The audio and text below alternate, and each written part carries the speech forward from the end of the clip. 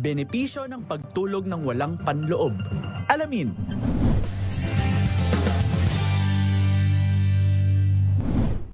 Maagang balitaan, maagang usapan sa mga Ones sa Magandang Umaga Pilipinas mula Lunes hanggang Biyernes.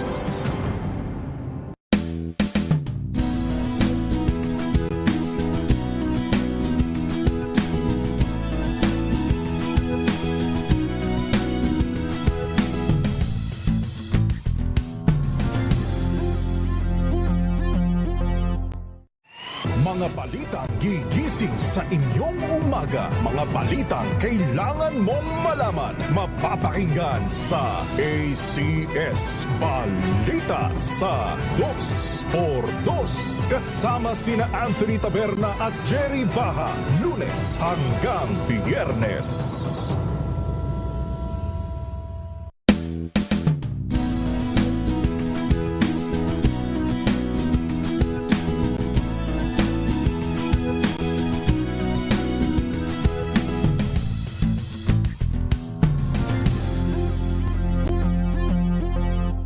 Tambalang Anthony Taberna at Jerry Baha ang gigising sa inyong umaga dahil lalatay ang humahagupit na diskusyon at komentaryo Lunes hanggang Biyernes sa 2x2. Apat na senyales na hindi ka talaga niya gustong pakasalan, ayon sa eksperto.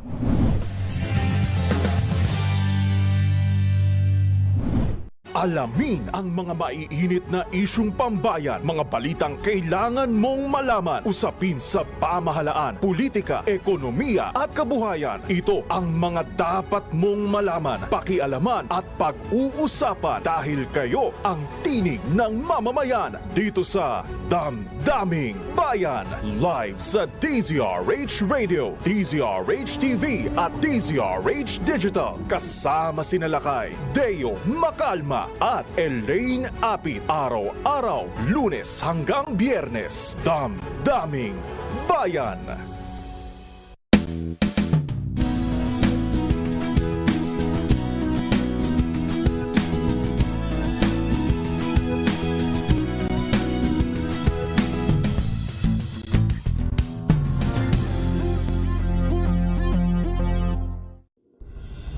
Tuloy-tuloy ang pagtulong, tuloy-tuloy ang pagseserbisyo at tuloy-tuloy ang balitaan kasama si May Binauhan sa Operation Tulong mula Lunes hanggang Biyernes.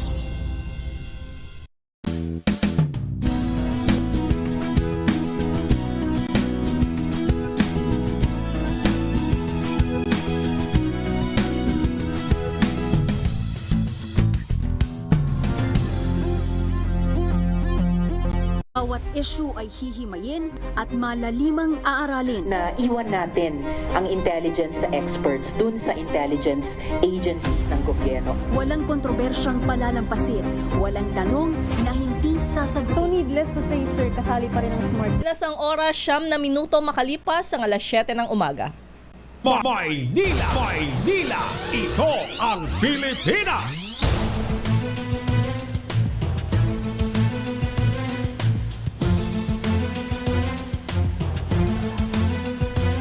Magandang umaga Luzon, Visayas at Mindanao. Ito po ang programang Maynila, ito ang Pilipinas.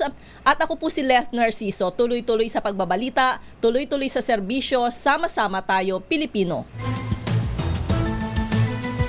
Sa ulo ng ating mga balita, Pilipinas, pangatlo sa pinakaligtas na mga bansa sa Southeast Asia. Maynila! Maynila! Ito ang Pilipinas!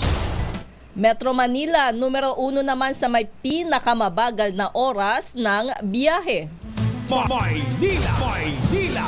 Ito ang Pilipinas! 18 pang samples ng tubig sa Baguio City positibo sa kontaminasyon. Maynila! Maynila! Ito ang Pilipinas! Development program sa Pasig River pasisimula ng pamahalaan. Maynila! Maynila! Ito ang Pilipinas! Pangulong Bongbong Marcos dumalo sa royal wedding sa Brunei. Maynila, Maynila, ito ang Pilipinas. Taas presyo sa produktong petrolyo kasado sa Martes. Maynila, Maynila, ito ang Pilipinas. Sa detalye ng ating mga balita, pumangatlo ang Pilipinas sa mga pinakaligtas na bansa sa buong Southeast Asia. Batay ito sa pinakahuling survey ng American analytics firm na Gallup. Nakapagtala ang Pilipinas ng score na 86, habang nanguna naman bilang pinakaligtas na lugar sa Timog Silangang Asya ang Vietnam sa score na 92, na sinundan ng Indonesia na may score na 90. Sa buong mundo, pang-33 ang Pilipinas sa pinakaligtas na bansa base sa Gallup Index. Maynila, Maynila, ito ang Pilipinas. Numero 1 naman ang Metro Manila sa 387 na metropolitan area sa 55 bansa na may pinakamabagal na oras ng biyahe. Batay sa TomTom Traffic Index Ranking 2023, 25 minuto at 30 segundo ang kinakain para makausad ang sasakyan ng 10 kilometro. Pangalawa sa may pinakamabagal na oras ng biyahe, ang Lima, Peru na 24 minutes and 20 seconds ang average travel time. At pangatlo ang Bengaluru, India, 23 minutes and 50 seconds. Tinukoy ng MMDA na pangunahing dahilan ng patuloy na pagkupad ng daloy ng trapiko sa NCR ang illegal parking at dumaraming sasakyan sa kalsada. Pang-siyam naman ang Maynila sa may pinakamabagal na oras ng biyahe sa mga syudad sa buong mundo. Tumatagal umano ng 27 minuto at 20 segundo bago makausad ng 10 kilometro ang mga sasakyan sa lungsod.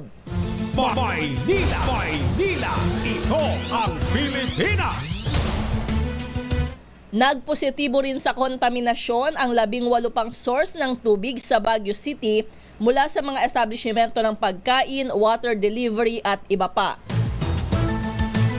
Ayon sa City Health Officer na si Dr. Celia Flor Brillantes, umabot sa 62 kabahayan at institusyon ang kasamang sinuri sa Public Health Laboratory. Sa nasabing bilang, 18 ang nag-positive sa total coliform at 8 sa E. coli.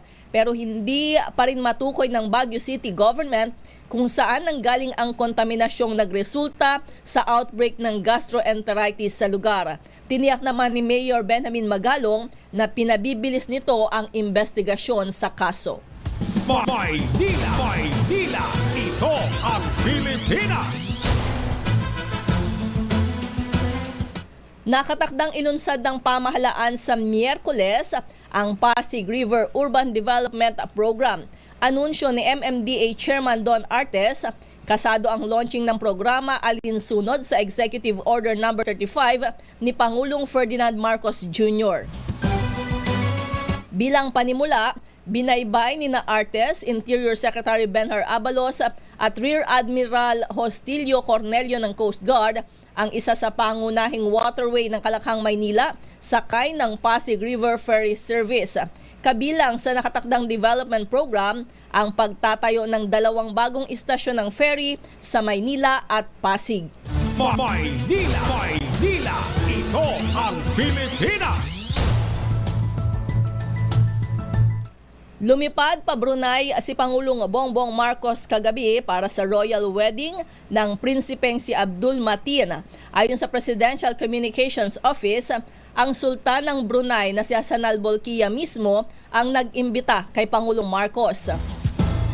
Patunay lamang umano ito ng malakas na bilateral ties ng dalawang bansa. Inaasahang babalik ng Pilipinas ang Pangulo ngayon ding araw ng Linggo.